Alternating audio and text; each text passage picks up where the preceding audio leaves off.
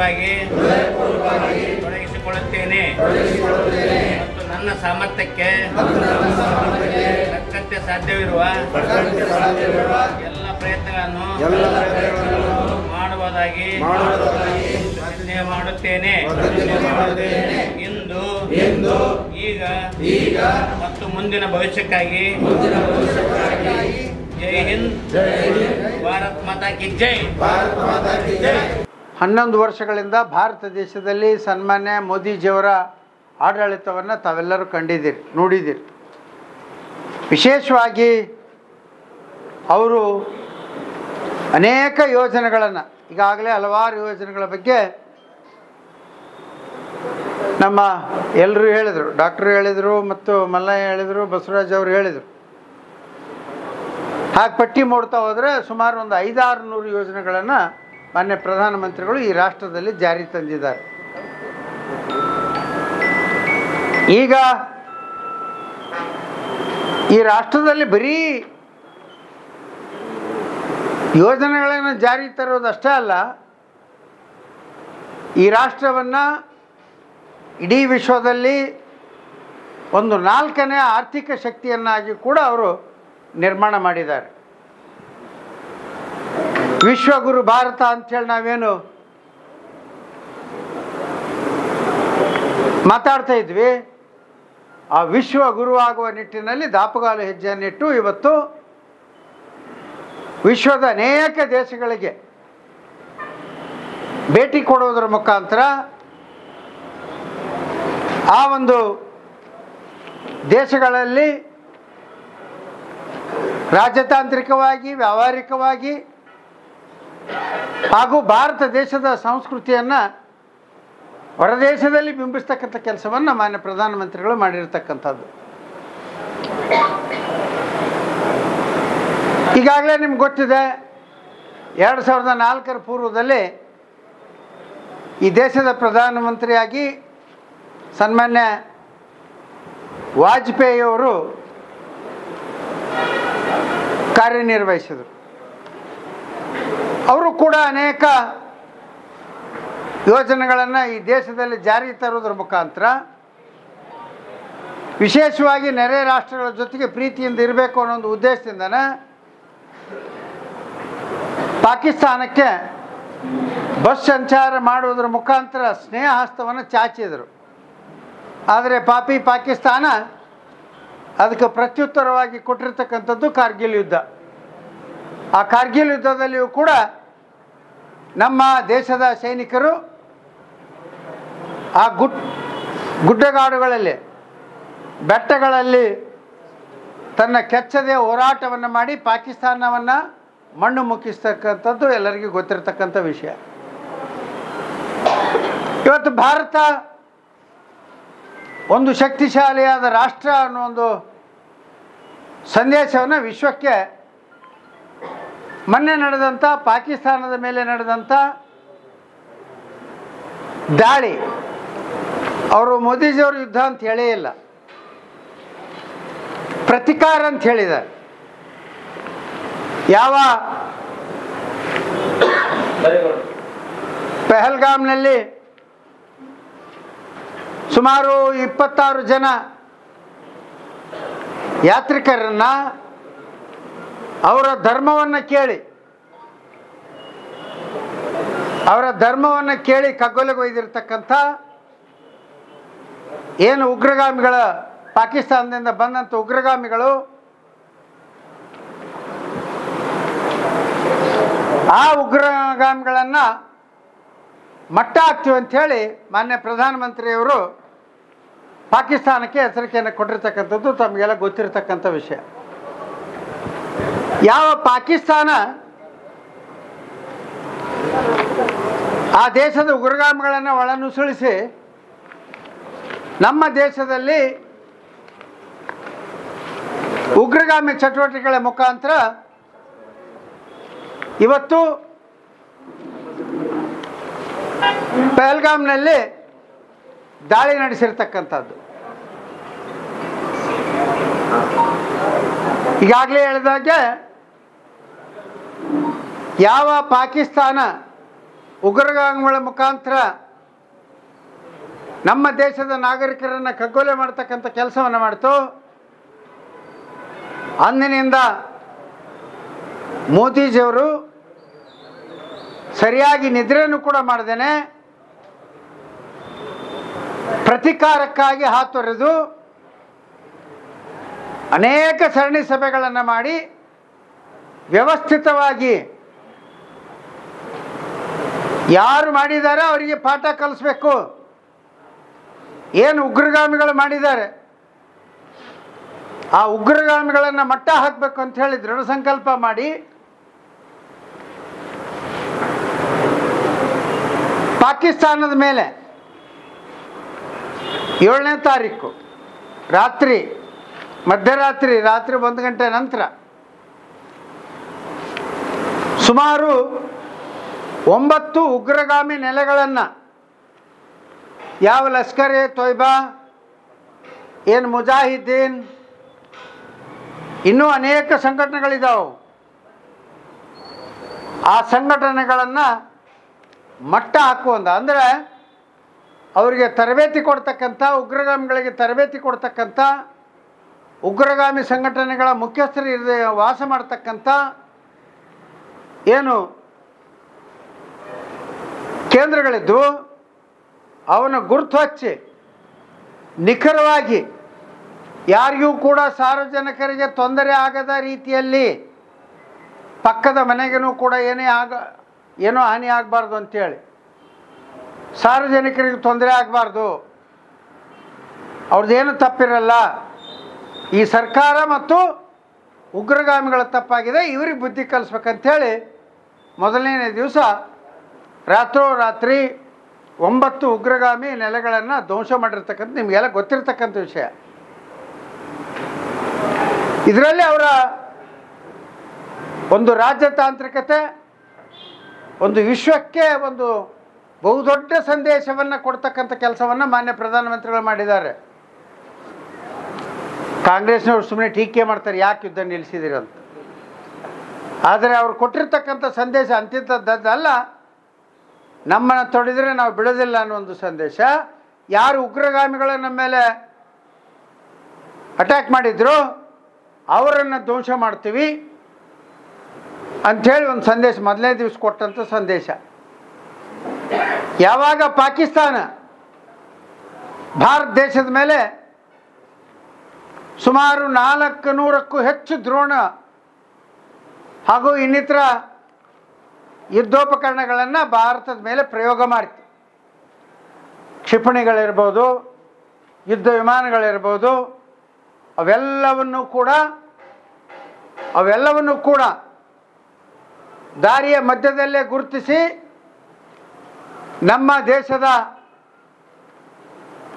ಏನು ಸುದರ್ಶನ್ ಚಕ್ರ ಅಂಥೇಳಿ ಇಟ್ಟಿದ್ರು S-400, ಆ S-400 ಮಧ್ಯ ದಾರಿಯಲ್ಲೇ ಎಲ್ಲವನ್ನು ಹೊಡೆದು ಭಾರತದ ನೆಲದ ಮೇಲೆ ಒಂದೂ ಕೂಡ ಬೀಳದ ಹಾಗೆ ತಡೆ ಹಿಡಿದಿರ್ತಕ್ಕಂಥ ಶಕ್ತಿಯನ್ನು ಭಾರತ ದೇಶ ಇವತ್ತು ವಿಶ್ವಕ್ಕೆ ತೋರಿಸಿಕೊಟ್ಟೈತಿ. ಒಂದೇ ಸಾರಿ ಒಂದು 400ಕ್ಕೆ ಹೆಚ್ಚು ಡ್ರೋನ್ಗಳನ್ನು ಬಿಟ್ಟಿದ್ರು, ಯಾವನ್ನು ಕೂಡ ಯಶಸ್ವಿ ಆಗ್ಲಿಕ್ಕೆ ಬಿಡಲಿಲ್ಲ. ಬಾರ್ಡರ್ನಲ್ಲಿ ಒಂದಿಷ್ಟು ಆರ್ಟಿಲರಿ ಮುಖಾಂತರ, ಗುಂಡಿನ ಮುಖಾಂತರ ಚಕಮಕಿ ನಡೆದು ಸುಮಾರು ಒಂದು 17 ಜನ ಮೃತಪಟ್ಟಿರ್ತಕ್ಕಂಥದ್ದು ಎಲ್ರಿಗೂ ಗೊತ್ತಿರತಕ್ಕಂಥ ವಿಷಯ. ಯಾವಾಗ ಯುದ್ಧವನ್ನು ಪ್ರಾರಂಭ ಮಾಡ್ತೀವಿ, ಪಾಕಿಸ್ತಾನದ ಏನು ಶಸ್ತ್ರಾಸ್ತ್ರ ಕೇಂದ್ರಗಳಿರ್ಬೋದು, ವೈಮಾನಿಕ ಕೇಂದ್ರಗಳಿರ್ಬೋದು, ಅವೆಲ್ಲವನ್ನು 11 ಪಾಕಿಸ್ತಾನದ ವೈಮಾನಿಕ ಕೇಂದ್ರಗಳ ಮೇಲೆ ದಾಳಿ ಮಾಡಿ ಅವ್ರನ್ನ ನಿಷ್ಕ್ರಿಯನ್ನಾಗಿ ಮಾಡಿದರು. ಒಂದೊಂದೇ ಹೊಡೆತ ಉಗ್ರಗಾಮಿಗಳನ್ನು ಮಟ್ಟ ಹಾಕಿದರು. ಮಸೂದಿದ್ದ ಅವರು ಕುಟುಂಬದವರು 10 ಜನ ಮತ್ತು ಇನ್ನಿತರ ಆಪ್ತರ 4 ಜನ ಸೇರಿ 14 ಜನ ಮೃತರಾದರು. 106 ಜನ ಉಗ್ರಗಾಮಿಗಳು ಅಲ್ಲೇ ಹತರಾದರು. ಆದರೂ ಪಾಕಿಸ್ತಾನ ಇಷ್ಟು ಜನ ಸತ್ತಾರ, ಇಷ್ಟು ಜನ ಬಿಟ್ರು ಅಂತ ಏನೂ ಹೇಳಲೇ ಇಲ್ಲ, ಯಾರ ಮುಂದೂ ಹೇಳಲಿಲ್ಲ. ಸುಳ್ಳನ ನಮ್ಮ ರಫೇಲ್ ವಿಮಾನವನ್ನು ಹೊಡೆದುಳಿಸಿವಿ ಅಂತೇಳಿ ಕೇಸಿ ಹೇಳಿದ್ರ ಯಾವ ಚೀನಾ ಮತ್ತು ಟರ್ಕಿ ದೇಶಗಳು ಕೊಟ್ಟಿದ್ದು ಅವೆಲ್ಲವನ್ನು ಕೂಡ ನಮ್ಮ ಭಾರತ ದೇಶದ ಏನು ಗಡಿ ಕಾಯುವಂಥ S-400 ಅದು ಧ್ವಂಸ ಮಾಡಿರ್ತಕ್ಕಂಥದ್ದು ತಮಗೆಲ್ಲ ಗೊತ್ತಿರ್ತಕ್ಕಂಥ ವಿಷಯ. ಆದ್ದರಿಂದ ಅದರ ಜೊತೆಯಲ್ಲಿ ಪಾಕಿಸ್ತಾನ ಮರುದಿವಸನ ಸರೆಂಡರ್ ಆಯಿತು. ನಮ್ಮ DGMOಗೆ ಫೋನ್ ಮಾಡಿ ಯುದ್ಧ ನಿಲ್ಲಿಸಿ ಸಾಕು ಅಂಥೇಳಿ ಅಂಗಾಲಾಚಿ ಬೇಡಿಕೊಂಡ ಪ್ರತಿಫಲವಾಗಿ ಯುದ್ಧವನ್ನು ನಿಲ್ಲಿಸಿದ್ದಾರೆ. ಹೊರತಾಗಿ ಹೇಳಿದ್ದಾರೆ ಅದು ಯುದ್ಧ ನಿಲ್ಲಿಸಿದ್ದೀವಿ, ಮುಕ್ತಾಯ ಆಗಿಲ್ಲ ಅಂತ ಹೇಳಿದ್ದಾರೆ ಪ್ರಧಾನಮಂತ್ರಿಗಳು. ಮೊದಲೇನು ಹೇಳ್ತಿದ್ರು, ನಾವು ಅಣುಬಾಂಬ್ ಹಾಕ್ತೀವಿ ಅಂಥೇಳಿ. ಯಾವ ಅಣುಬಾಂಬಿಗೂ ಹೆದರೋದಿಲ್ಲ ನಾವು ಅಂತ ಹೇಳಿದ್ದಾರೆ. ಒಂದು ದಿಟ್ಟ ಉತ್ತರವನ್ನು ಕೊಟ್ಟಂಥ ಧೀಮಂತ ನಾಯಕ ಸನ್ಮಾನ್ಯ ನರೇಂದ್ರ ಮೋದಿಜಿಯವರು ಅನ್ನೋದು ನಾವು ಯಾವತ್ತೂ ಕೂಡ ಮರಿಬಾರ್ದು. ಕಾಂಗ್ರೆಸ್ನವ್ರು ಟೀಕೆ ಮಾಡ್ತಾರೆ, ಯಾಕೆ ಯುದ್ಧ ನಿಲ್ಲಿಸಿದ್ರಿ, ಟ್ರಂಪಿಗೆ ಸರೆಂಡರ್ ಆದ್ರಿ. ಯಾವ ಟ್ರಂಪ್ಗೂ ಸರೆಂಡರ್ ಆಗಿಲ್ಲ, ಯಾವ ಟ್ರಂಪ್ನ ಮಾತನ್ನು ಕೇಳಿಲ್ಲ. ಅಮೇರಿಕದ ಅಧ್ಯಕ್ಷರಿಗೆ ನೀವು ಮಾತು ಕೇಳಿ ಸರೆಂಡರ್ ಆದ, ಯಾರಿಗೂ ಸರೆಂಡರ್ ಆಗಿಲ್ಲ. ಆ ಯುದ್ಧ ನೀತಿ ಅವ್ರು ಯಾವ ರೀತಿ ಪಾಲಿಸ್ಬೇಕಾಗಿತ್ತು ಆ ರೀತಿ ಪಾಲಿಸಿ ಅಕ್ಕಪಕ್ಕದಲ್ಲಿರ್ತಕ್ಕಂಥ ಚೈನಾ ಏನೈತಲ್ಲ, ಚೈನಾನು ಕೂಡ ಮೇಲಿಂದ ಮೇಲೆ ಭಾರತದ ಮೇಲೆ ಯುದ್ಧಕ್ಕೆ ಬರಬೇಕಂತ ತವಕದಲ್ಲಿತ್ತು. ಈಗ ಬರಬೇಕಾದ್ರೆ ವಿಚಾರ ಮಾಡಬೇಕಾದ್ರೆ ನೂರಾರು ಸಾವಿರಾರು ಸಲ ವಿಚಾರ ಮಾಡಬೇಕಾಗತ್ತ, ಯುದ್ಧ ಮಾಡಬೇಕು ಭಾರತದ ಮೇಲೆ ಅಂಥೇಳಿ. ಯಾಕಂದ್ರೆ ಭಾರತದ ಶಕ್ತಿಯನ್ನು ಇವತ್ತು ವಿಶ್ವ ಮಟ್ಟಕ್ಕೆ ಪ್ರಸಾರವಾಗಿರ್ತಕ್ಕಂಥದ್ದು ಮೊನ್ನೆ ನಡೆದಂಥ ಪಾಕಿಸ್ತಾನದ ವಿರುದ್ಧದ ಕಾರ್ಯಾಚರಣೆಯಲ್ಲಿ, ಯುದ್ಧದಲ್ಲಿ ಅಲ್ಲ, ಕಾರ್ಯಾಚರಣೆ.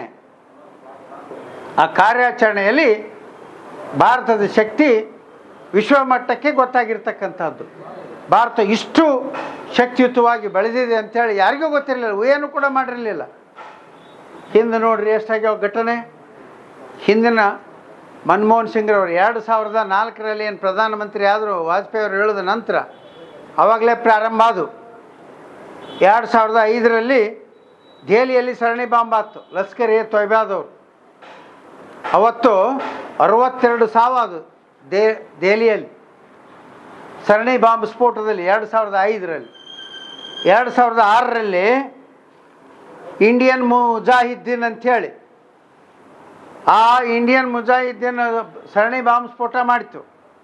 209 ಸಾವುಗಳಾದವು ಮುಂಬೈದಲ್ಲಿ 209 ಸಾವುಗಳಾದವು. ಜೈಪುರದಲ್ಲಿ ಇಂಡಿಯನ್ ಮುಜಾಹಿದ್ದೀನ್ 2008ರಲ್ಲಿ ಸುಮಾರು 80 ಸಾವಾದವು, ಅಲ್ಲಿ ಬಾಂಬ್ ಸ್ಫೋಟ. 2008ರಲ್ಲಿ ಅಹಮದಾಬಾದ್ನಾಗ ಅದೇ ಇಂಡಿಯನ್ ಮುಜಾಹಿದ್ದೀನ್ ಅದು ಬಾಂಬ್ ಸ್ಫೋಟ, ಸರಣಿ ಬಾಂಬ್ ಸ್ಫೋಟ. ಎಲ್ಲಿ ಬೇಕಲ್ಲಿ ಇಟ್ಬಿಡೋದು, ಬಾಂಬ್ ಸ್ಫೋಟ ಮಾಡಿಬಿಡೋದು, ಇದ್ದವರೆಲ್ಲರೂ ಸತ್ತುಬಿಡೋದು. ಅಲ್ಲಿ 56 ಸಾವಾದು. ಮುಂಬೈ ಮೇಲೆ ಒಂದು 10 ಜನ ಉಗ್ರರು ಬಂದಿದ್ದರು. ಅವರು 2008ರಲ್ಲಿ ತಾಜ್ ಹೋಟೆಲ್ ಮೇಲೆ ದಾಳಿ ಮಾಡಿದರು. ಬಂದವರು 10 ಜನ, ಎಷ್ಟು ಜನ ಕೊಂದಾಕಿದ್ರು, 166 ಜನರನ್ನು ಹೊಡೆದ್ರು. ಹೀಗೆ ಇವೆಲ್ಲ 7ರಲ್ಲಿ ಹರಿಯಾಣದಾಗ ಸಂಜೋತಾ ಎಕ್ಸ್ಪ್ರೆಸ್ ಮೇಲೆ ದಾಳಿ ಆಯ್ತು. ಅವಾಗ 70 ಜನ ಲಷ್ಕರ್-ಇ-ತೊಯ್ಬಾದವರ ಕೃತ್ಯ. ಯಾಕಂದರೆ ಅವರೇ ಒಪ್ಕೊಂಡಿರ್ತಕ್ಕಂಥದ್ದು ಇದು. ಯಾಕೆ ಹೇಳ್ತಾ ಇದ್ದೀವಿ ಅಂತಂದ್ರೆ, ಇಷ್ಟೆಲ್ಲ ಘಟನೆಗಳಾದ್ರೆ ಆಗಿನ UPA ಸರ್ಕಾರ ಮನಮೋಹನ್ ಸಿಂಗ್ ಅವರು ಪ್ರಧಾನಮಂತ್ರಿ ಆಗಿದ್ದ ಸಂದರ್ಭದಲ್ಲಿ ಪಾಕಿಸ್ತಾನಕ್ಕೆ ಒಂದಾದರೂ ಏಟು ಹಾಕಿದ್ರ, ಒಂದಾದರೂ ಬಾಂಬ್ ಹಾಕಿದ್ರ, ಒಬ್ಬರನ್ನಾದರೂ ಕೊಂದ್ರ? ಏನು ಮಾಡಲಿಲ್ಲ. ಏನು ಹೇಳಿದ್ರು? ಅಮೇರಿಕಕ್ಕೆ ಪತ್ರ ಬರೆದ್ರು, ಪಾಕಿಸ್ತಾನ ನಮ್ಮ ಮೇಲೆ ಹಿಂಗೆ ಮಾಡ್ತಾ ಇದೆ. ಅಮೇರಿಕಕ್ಕೆ ಪತ್ರ ಬರೆದ್ರು. ಯಾವ ಪುಲ್ವಾಮಾದ ಮೇಲೆ ಪುಲ್ವಾಮಾ ದಾಳಿ ಆಯಿತು, ತಕ್ಷಣವೇ 2 ದಿವಸದಲ್ಲೇ ಪಾಕಿಸ್ತಾನದ ಬೌಂಡ್ರಿಯ ಒಳಗಡೆ ಇದ್ದಂಥ ಎಲ್ಲ ಉಗ್ರಗಾಮಿ ಕೇಂದ್ರಗಳನ್ನು ಬಾಲಾಕೋಟ್ ಮೇಲೆ ಪ್ರಧಾನಮಂತ್ರಿ ನರೇಂದ್ರ ಮೋದಿಜಿಯವರು ದಾಳಿ ಮಾಡಿಸಿ ಅವೆಲ್ಲವನ್ನು ಸರ್ವನಾಶ ಮಾಡಿದರು. ಇಂಥ ಒಬ್ಬ ದಿಟ್ಟ ನಿರ್ಧಾರ ತೆಗೆದುಕೊಂಡಂಥ ಪ್ರಧಾನಿಗೆ ಇವ್ರು ಹೇಳ್ತಾರೆ ಕಾಂಗ್ರೆಸ್ನವ್ರು ನರೇಂದರ್ ಸರೆಂಡರ್ ಅಂತ. ಯಾರು? ರಾಹುಲ್ ಗಾಂಧಿ ಹೇಳುತ್ತೆ.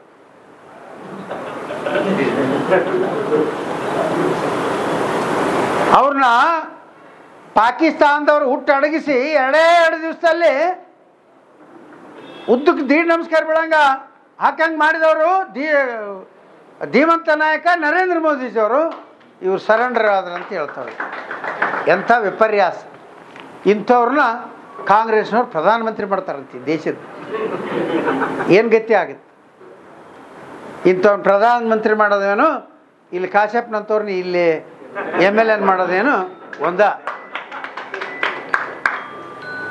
ಮನೇನೇನೋ ಬೊಗಳೈತೆ, ಅದಕ್ಕೇನಾರ ಹುಚ್ಚನಾಗಿ ಈಗ ಏನಾರು ಕಡ್ದೈತೇನೋ ಹೋಗಿ ಕಾಂಗ್ರೆಸ್ ನಾಯಕರು ಒಂದಿಷ್ಟು ತೋರಿಸ್ಕೊಂಡಾರೆ ಬರ್ರಿ ಅಲ್ಲಿ.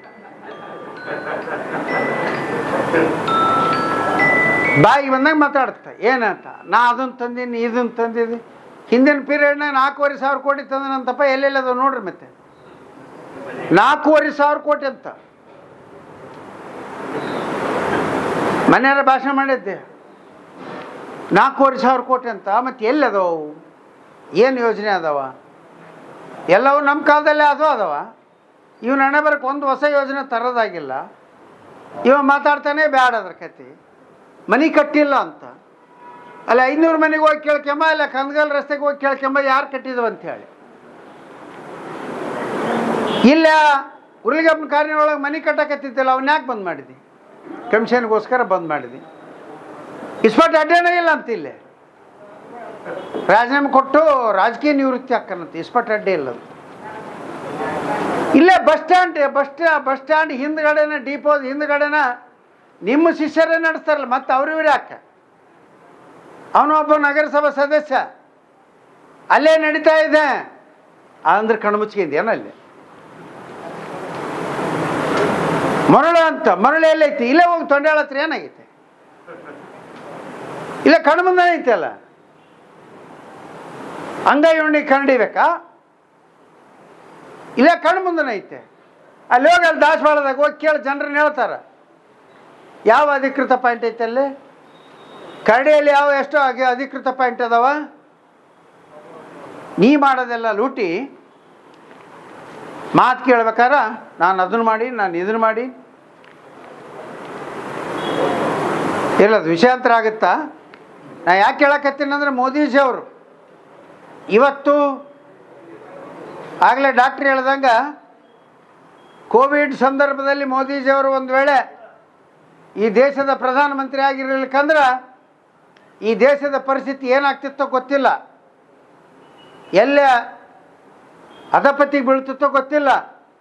ಯಾಕಂದ್ರೆ ಅವರೇ ಸ್ವತಃ ನಿಗರಾಣಿ ವಹಿಸಿ ಎಲ್ಲ ಔಷಧಿ ಕಂಪನಿಯವ್ರನ್ನ, ವೈದ್ಯರನ್ನ, ವಿಜ್ಞಾನಿಗಳನ್ನು ಎಲ್ಲರನ್ನೂ ಕೂಡಿಸ್ಕೊಂಡು ಅವರೆಲ್ಲರನ್ನೂ ಒಂದು ಮಾಡಿ, ನೀವು ಮೂವರು ಸೇರಿ ಒಟ್ಟಾಗಿ ಒಂದಾಗಿ ಒಗ್ಗಟ್ಟಾಗಿ ಏನಾದರೂ ಮಾಡಿ ಈ ಮಹಾಮಾರಿಗೆ ಒಂದು ರಾಮಬಾಣ ಕಂಡುಹಿಡಿಯಿರಿ ಅಂತ ಹೇಳಿದ್ರು.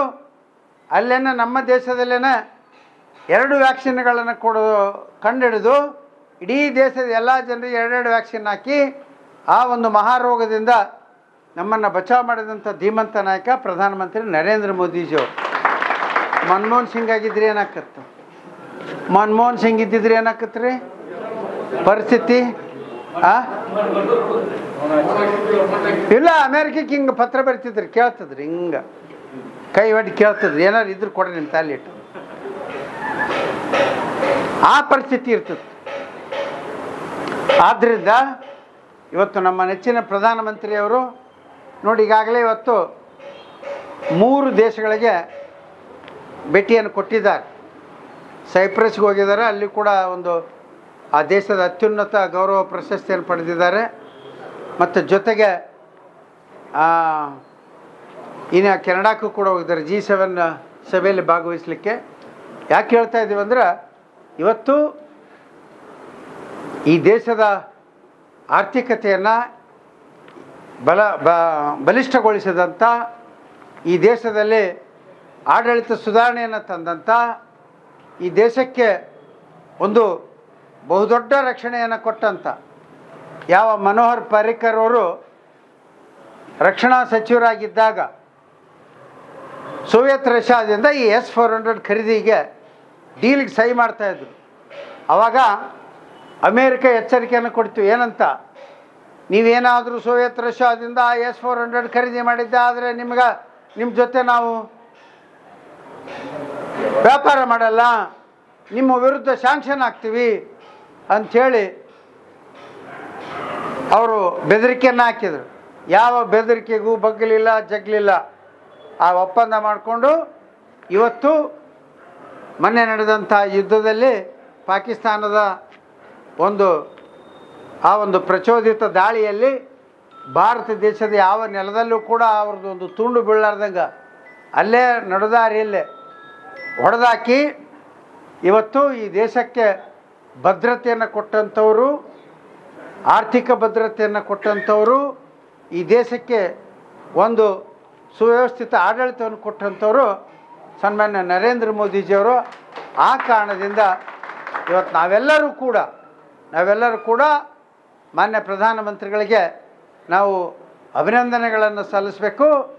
ಪ್ರಧಾನಮಂತ್ರಿಗಳು ಈ ದೇಶವನ್ನು ಇನ್ನೂ ಶಕ್ತಿಯುತವಾಗಿ ಮುನ್ನಡೆಸುವಂಥ ಶಕ್ತಿಯನ್ನು ಭಗವಂತ ಆ ಪ್ರಧಾನಮಂತ್ರಿಗಳಿಗೆ ಕೊಡಲಿ. ಅವರಿಗೆ ಆಯುರಾರೋಗ್ಯ ಕೊಟ್ಟು, ಅವ್ರಿಗೇನು ಸಿರಿ ಸಂಪತ್ತು ಬೇಕಾಗಿಲ್ಲ. ಸಿರಿ ಸಂಪತ್ತು ಅಂದರೆ ಏನಂದ್ರೆ ನನ್ನ ದೇಶನ ನನ್ನ ಸಿರಿ ಸಂಪತ್ತು ಅಂತಾರೆ ಅವ್ರಿಗೇನು ವೈಯಕ್ತಿಕವಾದ ಆಸೆ ಇಲ್ಲ. ನಾವೆಲ್ಲರೂ ಕೇಳ್ಬೇಕಾದ್ರೆ ಏನು ಕೇಳ್ತೀವಿ? ಆಯುರಾರೋಗ್ಯ, ಸಿರಿ ಸಂಪತ್ತು ಎಲ್ಲ ಕೇಳ್ತೀವಿ. ಆದರೆ ಅವ್ರಿಗೆ ಬೇಕಾಗಿರೋದು ಒಂದೇ, ಆಯುರಾರೋಗ್ಯ. ಸಿರಿ ಸಂಪತ್ತು ಅನ್ನೋದು ನನ್ನ ದೇಶಕ್ಕೆ ಅಂತ ಅವರು. ಇಡೀ ದೇಶನ ನನ್ನ ಕುಟುಂಬ. ಈ ಇಡೀ ದೇಶದಲ್ಲಿ ಆ ಕುಟುಂಬದ ಸದಸ್ಯ, ನಾನು ಕೂಡ ಒಬ್ಬ ಸದಸ್ಯ ಅಂತಾರೆ ಅವರು ಪ್ರಧಾನಮಂತ್ರಿಗಳು. ಅವ್ರಿಗೆ ವೈಯಕ್ತಿಕವಾಗಿ ತಾನು ಗಳಿಸ್ಬೇಕು, ಯಾವುದೇ ಇದನ್ನು ಮಾಡಬೇಕು, ಅದು ಯಾವುದೂ ಇಲ್ಲ. ಒಬ್ಬ ನಿಷ್ಕಲ್ಮಸ ಮತ್ತು ಯಾವುದೇ ಭ್ರಷ್ಟಾಚಾರ ರಹಿತವಾದಂಥ ಆಡಳಿತವನ್ನು ಕೊಟ್ಟಂಥ ಧೀಮಂತ ನಾಯಕನನ್ನು ಪಡೆದಂಥವರೇ ನಮ್ಮ ದೇಶವಾಸಿಗಳೇ, ನಾವೇ ಪುಣ್ಯವಂತರು ಅನ್ನೋದು ಮಾತನ್ನು ಕೂಡ ಇವತ್ತು ನಾವು ನೆನಪಿಸ್ಬೇಕಾಗುತ್ತೆ. ಆದ್ದರಿಂದ ಅವರಿಗೆ ಕೃತಜ್ಞತೆಯನ್ನು ಕೂಡ ನಾವು ಸಲ್ಲಿಸಬೇಕು. ಇಲ್ಲದೇ ಇದ್ದರೆ ಇಷ್ಟೊತ್ತಿಗೆ ಭಾರತದ ಪರಿಸ್ಥಿತಿ ಗಂಭೀರವಾಗಿರ್ತಿತ್ತು. ಇವತ್ತೊಂದು ಸುಭದ್ರವಾದ ದೇಶವನ್ನು ಕಟ್ಟಿದ್ದಾರೆ. ಇಡೀ ವಿಶ್ವದ ಎಲ್ಲ ದೇಶಗಳು ಭಾರತದ ಕಡೆ ಒಳ್ಳೆ ನೋಡೋಕೆ ಮಾಡಿದ್ರು. ಈಗ ಮೊನ್ನೆ ಎರಡೇ ದಿವಸ ಯುದ್ಧ, ಮತ್ತು ಭಾಳ ಮಾಡಿಲ್ಲ, ಯುದ್ಧನೇ ಮಾಡಿಲ್ಲ, ಪ್ರತೀಕಾರ ಅಂತ ಹೇಳಿದ್ರು ಅವರು. ಯುದ್ಧ ಸಾರಿಲ್ಲ ಅವರು. ಉಗ್ರಗಾಮಿಗಳು ಹೊಡೆದಾರ ನಮ್ಮನ್ನು, ಅವ್ರನ್ನ ಹೊಡೀರಿ. ಪಾಕಿಸ್ತಾನ ಸೈನಿಕರು ಹೊಡೆಯಕ್ಕೆ ಬಂದಾರ, ಅವ್ರ ನೆಲೆಗಳನ್ನು ಹೊಡೀರಿ. ಇಷ್ಟೇ, ಬೇರೆ ಏನೂ ಮಾಡಿಲ್ಲ. ಎಲ್ಲರ ನಾಗರಿಕರ ಸಾರ್ವಜನಿಕರು ವಾಸವಾಗಿರ್ತಕ್ಕಂಥ ನೆಲದ ಮೇಲೆ ಬಾಂಬ್ ಹಾಕ್ಯಾರನಿಲ್ಲ. ಅವ್ರ ವಿಚಾರ ನೋಡ್ರಿ. ಮತ್ತು ವಿಶ್ವಕ್ಕೂ ಸಂದೇಶ ಕೊಟ್ಟಾರ, ನಿನಗೆ ಯಾರು ಹೊಡೆದಾರ ಅವ್ರಿಗೆ ಹೊಡಿ, ಬೇಡ ಅನ್ನಗಲ್ಲ, ಬೇರೆದವರಿಗೆ ಮುಟ್ಟಬಾರ್ದು, ಬೇರೆದವ್ರಿಗೆ ಮುಟ್ಟಬೇಡ. ಆ ಸಂದೇಶ ಕೊಟ್ಟಿರ್ತಕ್ಕಂಥದ್ದು ಬರೀ ನಮ್ಮ ದೇಶದಲ್ಲ ಅಷ್ಟೇ, ಇಡೀ ವಿಶ್ವಕ್ಕೆ ಕೊಟ್ಟರು ಅವ್ರ ಸಂದೇಶ. ಇವತ್ತು ಹೇಳ್ತಾ ಇದ್ದಾರೆ ಇಬ್ಬರಿಗೂ, ಏನು ಇಸ್ರೇಲು ಮತ್ತು ಇರಾನ್ ನಡೀತಾ ಇದ್ದಲ್ಲ, ಅವರಿಬ್ಬರಿಗೆ ಹೇಳಿದ್ದಾರೆ ಬೇಡ, ಇಲ್ಲಿಗೆ ಯುದ್ಧ ನಿಲ್ಲಿಸಿ ಮಾತುಕತೆ ಆಡ್ರಿ ಅಂತ ಹೇಳಕತ್ತೆ. ಇಬ್ಬರು ಒಳ್ಳೆಯ ಸಂಬಂಧ ಇರೋದ್ರಿಂದ, ಇಬ್ಬರಿಗೂ ಕೂಡ ಇಬ್ಬರು ಬೇಕಾದವರು ಇರೋದ್ರಿಂದ ನೀವು ಯುದ್ಧ ಮಾಡಬೇಡ್ರಂತ. ಈ ಯುದ್ಧ ಆದರೆ ಏನಾಗಿತ್ತು? ಈಗ ಈ ಯುದ್ಧ ಮುಂದುವರೆದ್ರೆ ಈ ದೇಶ ಎಲ್ಲ ಇಡೀ ಜಗತ್ತಿನಲ್ಲಿ ಡೀಸೆಲ್ ಪೆಟ್ರೋಲ್ ಬೆಲೆ ಗಗನಕ್ಕೆ ಹೋಗುತ್ತಾ. ಎಷ್ಟೇ ಕ್ಲಿಷ್ಟಕರವಾದ ಪರಿಸ್ಥಿತಿಯಲ್ಲೂ ಕೂಡ ಇವತ್ತು ಆ ಬೆಲೆಯನ್ನು ನಿಯಂತ್ರಣದಲ್ಲಿಟ್ಕೊಂಡು ಬಂದಿದ್ದಾರೆ. ಪಾಕಿಸ್ತಾನದಲ್ಲಿ ಎಷ್ಟೈತೆ ಡೀಸೆಲ್ ರೇಟ್? 250 ರೂಪಾಯಿ ಅಲ್ಲಿ ರೇಟ್, ಅಲ್ಲಿ ಕರೆನ್ಸಿ. 1 ಲೀಟ್ರ್ ಹಾಲು 250 ರೂಪಾಯಿ. 50 ಕಿಲೋ ಗೋಧಿ ಹಿಟ್ಟು 3,500 ರೂಪಾಯಿ. ನೋಡ್ರಿ ಅಲ್ಲಿ ಜನಗಳ ಪರಿಸ್ಥಿತಿ ಏನಾಗಿದೆ. ಯಾತಕ್ಕಾಗಿ? ಬರೀ ಕೇವಲ ಉಗ್ರಗಾಮಿಗಳನ್ನು ಪೋಷಣೆ ಮಾಡಿ ಆ ದೇಶ ಇವತ್ತು ಪಾಪಿ ಪಾಕಿಸ್ತಾನ ಪಾಪರಾಗಿ ಕೂತೈತೆ. ಪಾಪಿ ಪಾಕಿಸ್ತಾನ ಪಾಪರಾಗಿ ಕುಂತೈತಿ ಇವತ್ತು. ಅವ್ರನ್ನ ಪ್ರಚೋದನೆ ಕೊಡ್ತಕ್ಕಂಥವ್ರು ಇರ್ತಾರೆ. ಮತ್ತು ಚೈನಾದವರು, ಆಮೇಲೆ ಟರ್ಕಿಯವರು. ಟರ್ಕಿಗೆ ಆಗಲೇ ಹೇಳಿದ್ರಲ್ಲ, ಟರ್ಕಿ ದೇಶಕ್ಕೆ ನಮ್ಮ ದೇಶದಿಂದಲೇ ಕೊರೋನಾ ಸಂದರ್ಭದಲ್ಲಿ ವ್ಯಾಕ್ಸಿನ್ ಕೊಟ್ಟಿರ್ತಕ್ಕಂಥದ್ದು. ಆ ದೇಶದಲ್ಲಿ ಭೂಕಂಪ ಆದಾಗ ಭಾರತ ದೇಶದಿಂದ ಅನೇಕ ಸಾಮಗ್ರಿಗಳನ್ನು ಸಹಾಯಾರ್ಥವಾಗಿ ಕೊಟ್ಟಿರ್ತಕ್ಕಂಥದ್ದು. ಮೆಡಿಕಲ್ ಕಿಟ್ಗಳಿರ್ಬೋದು, ಇನ್ನಿತರ ಏನು ಸಾಮಗ್ರಿಗಳನ್ನು ಆ ಸಂದರ್ಭದಲ್ಲಿ, ತುರ್ತು ಪರಿಸ್ಥಿತಿ ಸಂದರ್ಭದಲ್ಲಿ ಒದಗಿಸ್ಬೇಕಾಗತ್ತಾ ಆ ಸಂದರ್ಭದಲ್ಲಿ ಕೊಟ್ಟಿರ್ತಕ್ಕಂಥವು. ಆದ್ದರಿಂದ ಇವತ್ತು ಇಂಥ ಒಬ್ಬ ಧೀಮಂತ ನಾಯಕನ 11 ವರ್ಷಗಳ ಆಡಳಿತವನ್ನು ಇವತ್ತು ನಾವು ಸ್ಮರಣೆ ಮಾಡಬೇಕು. ಸ್ಮರಣೆ ಮಾಡೋದಷ್ಟೇ ಅಲ್ಲ, ಜನರಿಗೆ ಮುಟ್ಟಿಸುವಲ್ಲಿ ನಾವು ಕಾರ್ಯಪ್ರವೃತ್ತರಾಗಬೇಕು. ಎಲ್ಲಿ ಗ್ರಾಮೀಣ ಮಟ್ಟದಿಂದ ಹಿಡಿದು ನಗರ ಮಟ್ಟದವರೆಗೆ ಎಲ್ಲರಿಗೂ ಕೂಡ, ಪ್ರತಿಯೊಬ್ಬರಿಗೂ ಕೂಡ ಏನು ಈ ಕಾರ್ಯಕ್ರಮ ಕೊಡ್ತಾರ, ಆ ಕಾರ್ಯಕ್ರಮದ ಮುಖಾಂತರ ನಾವು ಎಲ್ಲರಿಗೂ ಮುಟ್ಟಿಸ್ತಕ್ಕಂಥದ್ದು ಆಗಬೇಕು ಅನ್ನೋ ಒಂದು ಮಾತನ್ನು ಈ ಸಂದರ್ಭದಲ್ಲಿ ಹೇಳಿ, ಇವತ್ತು ನೋಡಿ, ಇವತ್ತು RCB ಗೆದ್ದಿದ್ದು ಅದು ಒಂದು ಪ್ರೈವೇಟ್ ಕ್ಲಬ್, ಅದು ಫ್ರ್ಯಾಂಚೈಸಿ. ಆ ಒಂದು ಫ್ರ್ಯಾಂಚೈಸಿ ಅವರ ಆಟಗಾರನ ಖರೀದಿ ಮಾಡಿರ್ತಾ, ಅವರ ಆಟಗಾರರ ಮುಖಾಂತರ ಅವರು ತಮ್ಮ ಫ್ರ್ಯಾಂಚೈಸಿ ಮುಖಾಂತರ ಆಟ ಆಡಿಸ್ತಾರೆ. ಇವ್ರು ಗೆದ್ದಾರೆ. ಇಲ್ಲಿ ಅದು ಕರ್ನಾಟಕ ಮೂಲದ ಕಂಪನಿ ಅಂತೇಳಿ ಒಂದು ಹೆಮ್ಮೆ, ನಮ್ಮ ಕರ್ನಾಟಕದ್ದು ಅನ್ನೋ ಒಂದು ಹೆಮ್ಮೆ. ಅದರಲ್ಲಿ ನಮ್ಮ ಕರ್ನಾಟಕದ ಯಾರ ಪ್ಲೇಯರ್ಸ್ ಅದರ ಯಾರೂ ಇಲ್ಲ. ಆದರೆ ನಮ್ಮ ಕರ್ನಾಟಕದವರು ಖರೀದಿ ಮಾಡಿದ ಕಂಪನಿ ಅಂಥೇಳಿ, ಫ್ರಾಂಚೈಸಿ ಅಂಥೇಳಿ ಹೆಮ್ಮೆ. ಆ ಟೀಮನ್ನು ಖರೀದಿ ಮಾಡಿರ್ತಕ್ಕಂಥ ಇರಲಿ, ಆಡಿದ್ದಾರೆ, ಗೆದ್ದಿದ್ದಾರೆ. ನಮ್ಮ ಕರ್ನಾಟಕದ ಕಂಪ್ನಿ ಅಪ್ಪ ಅಥವಾ ಫ್ರಾಂಚೈಸಿ, ನಮ್ಮ ಕರ್ನಾಟಕದ ಟೀಮ್ ಅಂಥೇಳಿ ಹೆಮ್ಮೆ ಪಡೋಣ, ಬೇಡ ಅಂತ ಹೇಳಿಲ್ಲ. ಆಚರಣೆ ಮಾಡಿಸೋಣ, ಅದಕ್ಕೆ ಬೇಡ ಅಂದಿಲ್ಲ. ಮಾಡಬೇಕಾದ್ರೆ ಯಾವ ರೀತಿ ಆಚರಣೆ ಮಾಡಬೇಕಾಗಿತ್ತು, ಅದಕ್ಕೆ ಮುಂಚಿತವಾಗಿ ಎಲ್ಲ ವ್ಯವಸ್ಥೆಗಳನ್ನು ಮಾಡ್ಕೊಂಡು ಆಚರಣೆ ಮಾಡಿ. ಇವರು ಕಾಂಗ್ರೆಸ್ನವ್ರು ತಾವ ಗೆದ್ದೀವ ನಂಗೆ ಹೋಗ್ಬಿಟ್ರು. ಕಾಂಗ್ರೆಸ್ನವರು ಅದು DK ಶಿವಕುಮಾರ್ ನೋಡಬೇಕು. ಆ ಏನೋ ಏರ್ಪೋರ್ಟಿಗೆ ಹೋಗಿದ್ದೇನು, ಆ ಧ್ವಜ ಹಿಡ್ದಿದ್ದೇನು, ಏನು ಈಗ ತಾನೇ ಗೆದ್ಕೊಂಬಂದ್ಬಿಟ್ಟಾರ ನಿಲ್ಸ. ಅಂದ್ರೆ KPCC ಟೀಮ್ ಅಂತ ತಿಳ್ಕೊಂಡಾರ ಅವರು. RCB ಅಂದ್ರೆ ಕರ್ನಾಟಕ ಕಾಂಗ್ರೆಸ್ ಕಮಿಟಿ ಟೀಮ್ ಅಂತ ತಿಳ್ಕೊಂಡ್ರ ಅವರು. ಇಲ್ಲ ನಾವೇ ಗೆದ್ದೀವಿ ಅನ್ನೋದು ನಿಲ್ಸು. ಅಲ್ಲಿಗೆ ಹೋಗ್ಲಿ ಮಾಡಲಿ, ಸಂತೋಷ ಪಡಲಿ, ಬೇಡ ಅನ್ನಗಲ್ಲ. ಕ್ರೆಡಿಟ್ ತೊಗೊಳಕ್ಕೆ ಹೋದ್ರು. ಇನ್ನು DK ಶಿವಕುಮಾರ್ ಕ್ರೆಡಿಟ್ ತಗೊಂಡ್ಬಿಡ್ತಾನೆ, ಇನ್ನು ನನ್ನ ಗತಿ ಏನಂತೇಳಿ ಸಿದ್ದರಾಮಯ್ಯನವರು ಇಲ್ಲ ವಿಧಾನಸೌಧ ಮೆಟ್ಲ ಮೇಲೇನೆ ಮಾಡೋದಂದ್ರು. ಪೊಲೀಸರು ಬೇಡ ಅಂತ ಹೇಳಿದ್ರು. ಪೊಲೀಸರು ಬೇಡ ಅಂಥೇಳಿ ಅವ್ರ ಪತ್ರ ಬರೆದ್ರೂ ಸಹಿತ ಅವ್ರನ್ನ ಮಾತನ್ನು ಧಿಕ್ಕರಿಸಿ ಅಲ್ಲೇ ಸನ್ಮಾನ ಮಾಡೋಕ್ಕೆ ವಿಧಾನಸೌಧ ಮೆಟ್ಟಿಲುಗಳ ಮೇಲೆ ಸನ್ಮಾನ ಮಾಡ್ಬೇಕಂತೇಳಿ ಮಾಡಿದರು.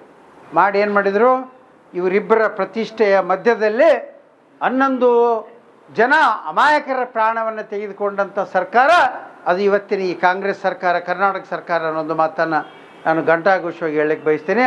ಆದ್ದರಿಂದ ಮಾನ್ಯ ಮುಖ್ಯಮಂತ್ರಿಗಳು ಮತ್ತು ಉಪಮುಖ್ಯಮಂತ್ರಿಗಳು ಅವರು ಜವಾಬ್ದಾರಿ ಹೊತ್ತು ರಾಜೀನಾಮೆ ಕೊಡಬೇಕಾಗಿತ್ತು. ಅದನ್ನು ಬಿಟ್ಟು ಏನು ಮಾಡಿದರು, ಹರಕೆಯ ಕುರಿ ಅಂಥೇಳಿ 5 ಜನ ಪೊಲೀಸರನ್ನ ಅಧಿಕಾರಿಗಳನ್ನು ಸಸ್ಪೆಂಡ್ ಮಾಡಿದರು. ಕರ್ನಾಟಕದ ಇತಿಹಾಸದಲ್ಲಿ ಯಾವ ಒಬ್ಬ ಕಮಿಷನರ್ ಕೂಡ ಸಸ್ಪೆಂಡ್ ಆಗಿರಲಿಲ್ಲ. ಪೊಲೀಸ್ ಕಮಿಷನರ್ ಸಸ್ಪೆಂಡ್ ಆಗಿರಲಿಲ್ಲ. ಇವತ್ತು ಪೊಲೀಸ್ ಕಮಿಷನರ್ ಸಸ್ಪೆಂಡ್ ಮಾಡಿ ಹರಕೆಯ ಕುರಿ ಮಾಡಿದರು ಅವ್ರನ್ನ. ಆದರೆ ಮುಖ್ಯಮಂತ್ರಿಗಳ ಸುಪರ್ದಿಯಲ್ಲಿದ್ದಂಥ, ಮುಖ್ಯಮಂತ್ರಿಗಳ ಕೈಯಲ್ಲೇ ಇದ್ದಂಥ ಇಂಟೆಲಿಜೆನ್ಸ್ ಏನಿತ್ತು, ಆ ಇಂಟೆಲಿಜೆನ್ಸ್ನ ಹೆಡ್ ಏನಿದ್ರಲ್ಲ ನಿಂಬಾಳ್ಕರ್, ಅವರು ಫೇಲ್ಯೂರ್ ಆಗಿದ್ದಾರೆ. ಅವ್ರು ಫೇಲ್ಯೂರ್ ಆಗಿದ್ದಾರೆ ಅಂಥೇಳಿ ಅವರು ಮಾಹಿತಿ ಕೊಡೋದ್ರಲ್ಲಿ ಫೇಲ್ಯೂರ್ ಆಗಿದ್ದಾರೆ, ಸಂಗ್ರಹ ಮಾಡೋದ್ರಲ್ಲಿ ಫೇಲ್ಯೂರ್ ಆಗಿದ್ದಾರೆ. ಅವ್ರು ಸಸ್ಪೆಂಡ್ ಮಾಡ್ಬೇಕು ತಾನೆ. ಯಾಕಂದ್ರೆ ಅವ್ರದೇ ಪಕ್ಷದ ಶಾಸಕರ ಪತಿ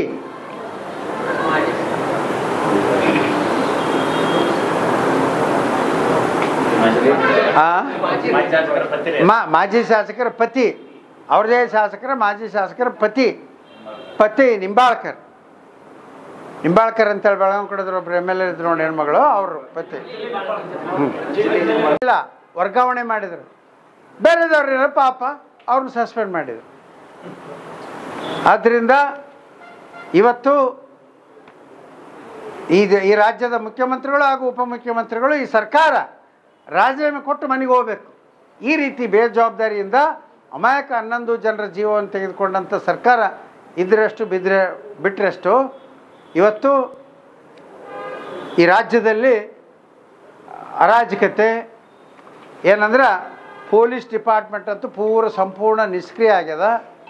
ಏನು ಜೂಜಾಟ ಕೇಂದ್ರಗಳು ಇಡೀ ರಾಜ್ಯದಲ್ಲೆಲ್ಲ, ವಿಶೇಷವಾಗಿ ನಮ್ಮ ತಾಲೂಕಿನಲ್ಲಂತೂ ನಿಮ್ಗೆ ಗೊತ್ತಿದ್ದಾಯ್ತಾ. ಇಲ್ಲೇ ಮುಂದಾದವ, ನೀನು ಹೋಗಿ ನೋಡ್ಕೊಂಡು ಅಲ್ಲಿ ಹೋಗಿ ರಾಜೀನಾಮೆ ಕೊಟ್ಟು ಅಲ್ಲೇ ಕೊಟ್ಟು ಬಾ. ಎಲ್ಲ ಡಿಪೋದಿಂದ ಹೋಗಿ ಗೊತ್ತಾಗುತ್ತೆ ಯಾರ್ಯಾರ್ದೈತಂತ. ಮತ್ತು ಭಾಳ ದೂರ ಹೋಗೋದು ಬೇಕಾಗಿಲ್ಲ, ಅಲ್ಲೇ ನಿನ್ನ ಮನೆ ಮಕ್ಕಳನ್ನ ನಡ್ಕೊಂತ ಹೋದ್ರೆ ಸಿಗ್ತೈತಿ ಎಟದ್ನಾಗರ. ಮತ್ತು ಹೇಳಿ ಕೇಳೋದ್ರೆ ಇರ್ತಾನೆ, ಅಡ್ಕೆಂತ ಕೂತಿರ್ತಾರೆ. ನಾನು ಬರ್ತಾನೆ ಅಂತ ಹೇಳಿ ಕೇಳಿ ಯಾವಾದ್ರೆ ಅಡ್ಕೆ ಪೊಲೀಸರು ಅವ್ರು ಏನು ಮಾಡೋಕ್ಕೆ ಬರ್ತಂದ್ರೆ ಅವ್ರು ಇರ್ತಾರನ ಅಲ್ಲಿ. ನಾವು ರೇಡ್ ಮಾಡೋಕ್ಕೆ ಬರ್ತಂದ್ರೆ ಇರ್ತಾರ. ಈ ರೀತಿ ವ್ಯವಸ್ಥೆ ಇಲ್ಲೇ ಐತಿ. ಅದಕ್ಕೆ ನಾನು ಹೇಳೋದು ಇಷ್ಟ, ನಮ್ಮ ಭಾರತೀಯ ಜನತಾ ಪಕ್ಷ ಯಾವತ್ತೂ ಕೂಡ ಈ ರಾಷ್ಟ್ರದ ಗೌರವವನ್ನು, ಈ ರಾಷ್ಟ್ರದ ಅಭಿವೃದ್ಧಿಯನ್ನು, ಈ ರಾಷ್ಟ್ರದ ಭದ್ರತೆಯನ್ನು ಕಾಪಾಡ್ತಕ್ಕಂಥ ಒಂದು ಪಾರ್ಟಿ, ಅದು ಪಕ್ಷ ಅದು ಯಾವುದಾದ್ರೆ ಭಾರತೀಯ ಜನತಾ ಪಕ್ಷ. ಉಳಿದ ಪಾರ್ಟಿ ಕಾಂಗ್ರೆಸ್ಸಿಂದಂತೂ ಸಾಧ್ಯನೇ ಇಲ್ಲ. ನಾನು ಹೇಳಿದ್ಮೇಲಾಗಲ್ಲ, ಎಷ್ಟು ಬಾಂಬ್ ಸ್ಫೋಟಗಳಾದರೂ ಅಮೇರಿಕಕ್ಕೆ ಪತ್ರ ಬರ್ತೀವಿ ಅಂತ ಕೂತರು. ಏನು ಒಂದು ದಿವಸ ಒಂದೂ ಕಾರ್ಯಾಚರಣೆಗೆ ತರಲಿಲ್ಲ, ಒಂದು ಬಾಂಬ್ ಹಾಕಲಿಲ್ಲ, ಒಂದು ಅವರು ಪಾಕಿಸ್ತಾನಕ್ಕೆ ಬುದ್ಧಿ ಕಲಿಸ್ತಕ್ಕಂಥ ಕೆಲಸ ಮಾಡಲಿಲ್ಲ. ಕಾರ್ಗಿಲ್ ಯುದ್ಧ ಮಾಡಿ ವಾಜಪೇಯಿ ಅವರ ಕಾಲದಲ್ಲಿ ಪಾಕಿಸ್ತಾನಕ್ಕೆ ಪಾಠ ಕಲಿಸಿದ್ರು. ಈಗ ಮೊನ್ನೆ ತಾನೇ 2 ದಿವಸದಲ್ಲಿ, ಭಾಳ ದಿವಸ ಹೋಗಲೇ ಇಲ್ಲ, ಅದು 2 ಅಟೆಂಪ್ಟ್ನಲ್ಲಿ ಮುಗಿಸ್ಬಿಟ್ರು. ಏಕ್ ಮಾರ್ ದೋ ತುಕಡ ಅಂತೇಳಿ. ಈ ರೀತಿಯ ದಿಟ್ಟತನವನ್ನು ಪ್ರದರ್ಶಿಸಿದಂಥ ನಮ್ಮ ಮೋದಿಜಿಯವರು ಇವತ್ತು ಈ ದೇಶಕ್ಕೆ ಒಬ್ಬ ವರಪುತ್ರ ಅಂದರೂ ಕೂಡ ತಪ್ಪಾಗಲಿಕ್ಕಿಲ್ಲ. ಅಂಥವರ ಒಂದು ಆಡಳಿತದಲ್ಲಿ ಇವತ್ತು ನಾವು ಮುನ್ನಡಿಬೇಕಾಗುತ್ತೆ. ಅವರ ಯೋಜನೆಗಳನ್ನು ಎಲ್ಲ ಜನರಿಗೆ ನಾವು ಮುಟ್ಟಿಸ್ತಕ್ಕಂಥದ್ದು, ತಳಮಟ್ಟದಲ್ಲಿ ಮುಟ್ಟಿಸ್ತಕ್ಕಂಥ ಕೆಲಸವನ್ನು ನೀವೆಲ್ಲರೂ ಸೇರಿ ಮಾಡೋಣ ಅಂತ ಹೇಳಿ ವಿನಂತಿ ಮಾಡ್ಕೊಂಡು 4 ಮಾತು ಮುಗಿಸ್ತೀವಿ. ಇನ್ನಷ್ಟು ಅಪ್ಡೇಟ್ಗಳಿಗಾಗಿ ಫಾಲೋ ಮಾಡಿ ವಿಜಯ ಧ್ವನಿ ನ್ಯೂಸ್.